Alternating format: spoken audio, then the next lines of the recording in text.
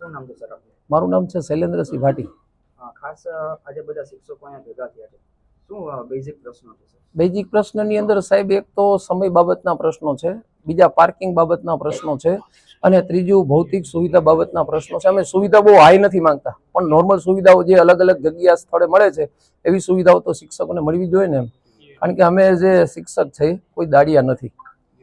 અને પ્લસ અહીંના જે સ્ટાફને અમે પૂછવામાં આવે ત્યારે જે સ્ટાફ છે અમારી સાથે ઉદ્ધતભર્યું વર્તન કરે છે, બરોબર. અને ઓલ ગુજરાતની અંદર અમુક અમુક જગ્યાએ જે ટીએડીએ છે કોઈને 700 મળે, કોઈને 240 મળે, તો આ શું કામ? કારણ કે કામ બધું એક સરખું જ થાય અને બધા શિક્ષકો એક સરખું જ કામ કરે છે.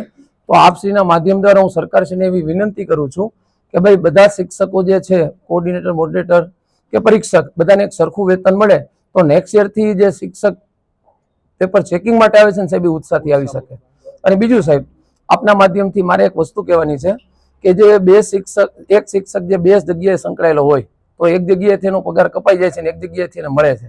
તો હું પણ એવી સરકારને વિનંતી કરું, બરોબર, કે જો એને ટીએડીએ પૂરું મળશે તો અન્ય જગ્યાના જે પૈસા કપાય છે ને એ આમાંથી આર્થિક પરિસ્થિતિ એની યોગ્ય કરી શકે. આટલી જ મારી આપશ્રીના માધ્યમથી સરકારશ્રીને વિનંતી છે. જય ભારત, જય હિન્દ. શું છે નામ? શ્રી કૃષ્ણ. ખાસ કરીને આટલા બધા શિક્ષકો હાલ ભેગા થયા છે, સંચાલકો છે, શાળાના સંચાલક છે, જે પ્રતિક્રિયા છે એ વ્યવસ્થિત નથી આપતી, તેને લઈને આપ શું કહેશો? મારું કહેવાનું એટલું જ છે, સ્ટાફનું વર્તન ખૂબ જ ઉદ્ધત છે. સ્ટેશનરી અમને પૂરી પ્રોવાઈડ કરવામાં નથી આવતી. જ્યારે અમે રજૂઆત કરીએ છીએ ત્યારે નિયામક તરફથી અમને એવું જ કહેવામાં આવે છે કે અમે તો બધું આપીએ જ છીએ, પહેલા તમે બીજી જગ્યાએ પૂછ્યો પછી અમને કહેજો.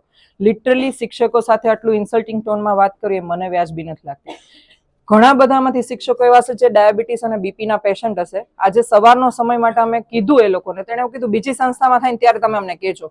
આટલા 15-17 વર્ષથી અમે લોકો પેપર જોઈએ છીએ તો બધી જગ્યાએ અમારી અનુકૂળતા મુજબ અમને સવારે કરી જ આપે છે. 8 થી 2 અમે કામ કરવાની ના નથી પાડતા, બધાને કામ કરવું જ છે, પણ સામસામે છે ને બંને બાજુથી સહયોગ મળે તો એ કામ થઈ શકે.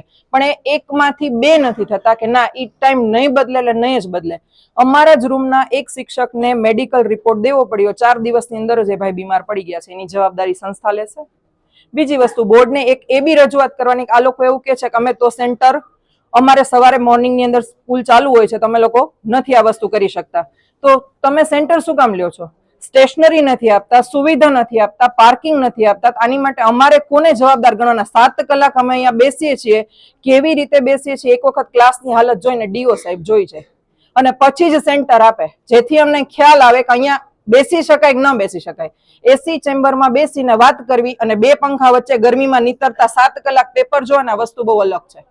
બેસે તો ખબર પડે કે કમર ને બધી વસ્તુ કેટલી દુખે છે. અમારી ઘણા બધા 55+ ના છે, એનો બી વિચાર નથી થતો. ને આ એકને એક વસ્તુ અમે અવારનવાર કરીએ છીએ, પણ લિટરલી ઇન્સલ્ટ જ કરવામાં આવે છે નિયામક તરફથી, સ્થળ સંચાલક તરફથી અને સ્ટાફ તરફથી પણ, જે વસ્તુ અમને કોઈને ગ્રાહ્ય નથી.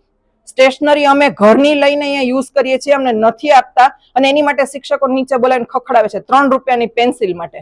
આ વસ્તુ વ્યાજબી નથી. અમે કોઈ ચોર નથી અને આ વસ્તુ માટે વારે વારે અમારે માગવા આવવું પડે એ અમને પણ વ્યાજબી નથી લાગતું. અમે બધા ઘરનું યુઝ કરીએ છીએ. સ્ટેશનરીના પૈસા એને ક્યાં મૂકવા છે એ ખબર નથી. પોતે જે બાબતની કમાણી કરવી છે તો ઓકે, અમે એની માટે ઓકે છે, એનો જવાબ સરકાર એની પાસેથી માગે. ખાસ કરીને જો કઈ પ્રતિક્રિયા આપવામાં નહીં આવે ડીઓ સાહેબ તરફથી અથવા સંચાલક મંડળ સંચાલક તરફથી, તો આપ લોકોની પ્રતિક્રિયા શું હશે? બધા શિક્ષકો પેન ડાઉન માટે રેડી છે. રેડી બધા?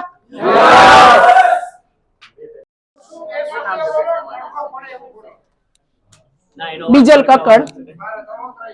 ખાસ કરીને કયા પ્રકારના પ્રશ્નોના સામના આપણે કરવા પડે? મને પ્રશ્ન માત્ર ને માત્ર સરકાર અને ડી ઓફિસથી જ છે. પહેલા તો કે તમે જે અમને લોકોને મધ્યસ્થ મૂલ્યાંકન કેન્દ્ર આપો છો તે વ્યવસ્થિત તપાસીને આપો. જો ટીચરો પાસે તમે નીતિ નિયમથી કામ કરાવવા માંગતા હોય તો સામે આપેલું સંચાલન કેન્દ્ર પણ નીતિ નિયમ વાળું હોવું જોઈએ.